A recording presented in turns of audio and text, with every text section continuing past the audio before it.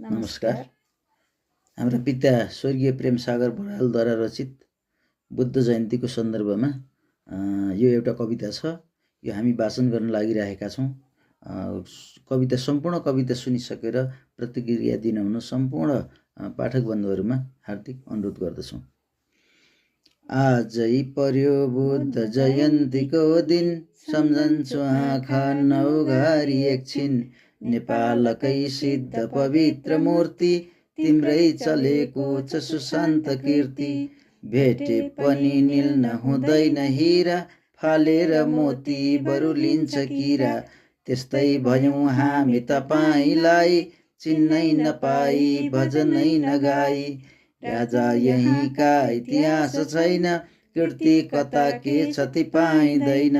बाहिर ज्योति घरमा उज्यालो, हे बुद्ध के हो मन दुख्छ साह्रो।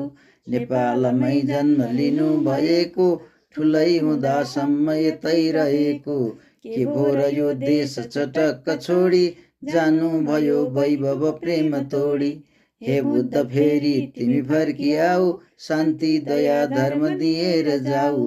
बिन्ती अझै गर्दछु बार बार, यो दुखीलाई अब पार तार।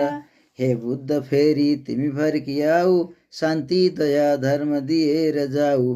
बिन्ती अझै गर्दछु बार बार, यो दुखीलाई अब पार तार। नमस्कार।